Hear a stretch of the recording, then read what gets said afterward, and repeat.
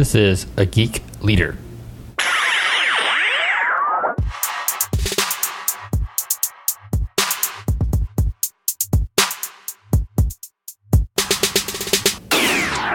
Hey guys, welcome to episode 85 of A Geek Leader podcast. This is going to be my 2018 retrospective.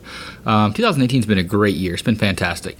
We rebooted the podcast and kind of kept doing some solo shows, but decided to have some guests to come on. So I did a lot more interviews, way more than ever before. And the number of listeners that we've had has just been pretty much mind-blowing to me. We've had a lot more downloads than I anticipated. We were able to push it out to multiple platforms, including like Spotify and iHeartRadio. And started putting the episodes on YouTube as well, which got some traction. So things have been just pretty great. And I just wanted just to go through and kind of talk about what 2018 was like and what 2019 is going to be like, at least what I hope it's going to be like. So all good retrospectives usually answer 4 questions. What went well? What didn't go so well? What we learned? And what still puzzles me. So I kind of want to go through those just really quickly and then talk a little bit about 2019 and wish you guys a Merry Christmas and Happy New Year, and let you know that next week I will not be having an episode because it's the Christmas break, the holiday, so I won't be putting anything on, but I already have some episodes recorded for January, so Trisha will be the one kicking us off, and you'll find out more about that when we go live in January. But it's going to be an awesome podcast and an awesome interview that we had. So what went well? Number one, the guests and the interviews went really well. Interviewing people went way better than I expected or than I anticipated. I wasn't as nervous. Many of the guests were more than excited to come on the show, which kind of surprised me. There were several really notable folks that I reached out to that had never met me before, that probably never heard of me, and I didn't think they would come on at all, but they did. There were also a lot of people that I reached out to in the CIO, CTO type level that I talked to that have heard about the show, that had some more regular listeners of the show, which was mind-blowing to me and super exciting and humbling all at the same time.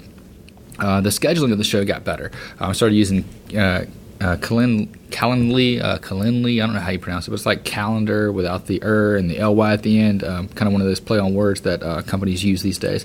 But I started using that to schedule my interviews, which prevented me having to go back and forth and figuring out which times worked. It was just like, here are the available slots, pick something, and let's move on. And that worked fantastic. That was great. The platforms were another thing that went well. This year I decided that I do this show just for fun, just to meet new people, to talk to new people, and to inspire people, to teach people about leadership. I want the tech industry to be one that is looked upon as these are the great leaders in our nation and in our world, and this is my little part that I play in that. So I don't do this for the money, so I've never really marketed the show, never really tried to push it out to a lot of people. But this year I thought, well, I don't want to spend any money, but I want to see what platforms we can get on. So we were just on iTunes and Google Play Music, but now we've expanded to pretty much anywhere podcasts can be found. iHeartRadio, Stitcher, YouTube, Spotify, and the growth on those new platforms has been very evident. We've had a lot more subscribers and downloads, and it may not seem like a big number to some podcasters, but when I crossed the 50,000 download mark earlier this year, I was just like blown away. That was just, never thought that would happen for this little show, but it has, and it's been fantastic. Another thing that went well is the audio. I think the audio quality has gotten better and it's continuing to get better. I've been using Zencastr for recording, which is really cool because it records both local copies on both my side and the person I'm interviewing side, and then uploads that to a cloud service that I can then download the episodes, and I have 2 different tracks instead of just one track on my end that I'm getting going through the internet. So if they have like a period where the internet breaks out or something drops off, I kind of mess that up. Zencastr prevents that by having 2 individual tracks, which is really cool. And then the downloads are definitely something that went well. And I've just been blown away by what we've had in 2018, and I got to thank you guys for all that, because you guys are the ones downloading the show, sharing the show, subscribing, and please continue to do that. Continue to let your friends and your colleagues know about the show, and share it on your internal Slack channels or wherever else you can, just to get more people listening and learning about leadership and some of the cool interviews that we've had. All right, what didn't go so well? Well, I am ashamed to say that I did miss an interview earlier this year just because of time zone issues on my end. Luckily, with the new calendar program, all that's kind of in sync, and hopefully that won't ever happen again. It's totally my fault. Feel bad about it, but we got it worked out. And also another thing that didn't go well is I didn't release episodes on a consistent basis. I tried to do certain weeks where I pushed through and did like 3 episodes in a week, and then other weeks where I skipped a week. I didn't do one at all. Maybe I was on vacation, kids were sick, whatever it was, doesn't matter. I skipped a week. I didn't get one out there.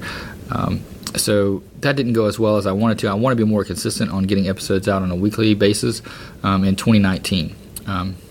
Sometimes I didn't feel as prepared on some of the interviews as I could have been. This is mostly because I would schedule multiple guests, sometimes 2 in a day, sometimes 3 or 4 in a week, and I would get confused about which person I was about to interview, and sometimes I'd be like reading the book for that the second person that day. I was finishing up that book right before I interviewed another guy, and I got kind of confused from time to time where I didn't quite feel like I was as focused or as present as I should have been during those interviews. So I'm going to do a little bit better in 2019 by spacing those out a little bit better so I can feel like I'm more prepared. Hopefully I was able to pull it off and you guys didn't notice as much, but I felt it and I want to get better at that. So what have I learned? Well, the number one thing that I've learned is that you guys prefer the interviews better than these solo shows. You guys seem to respond to that a whole lot better, but there's still a place for solo shows. Some of the interviewers definitely said that they wanted to continue the solo shows. I've gotten some direct messages on Twitter and some emails from people that said they really like those as well. And I've gotten some other people that reached out and said, hey, we love the interviews, let's continue that. But the downloads really showed that you guys prefer the interview format, and that's what I'm going to try to do more of in 2019. Another thing that I've learned is that people like to be interviewed on the podcast. I was really nervous and scared that most people would say no when I asked them if they wanted to be on the show.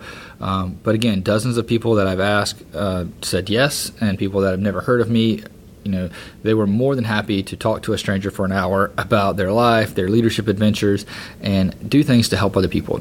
People, well, at least my guests, are generally good, and they choose to give away their time to help others, to benefit others, to help other people grow in leadership, even though they're not getting any money or any financial gain in return.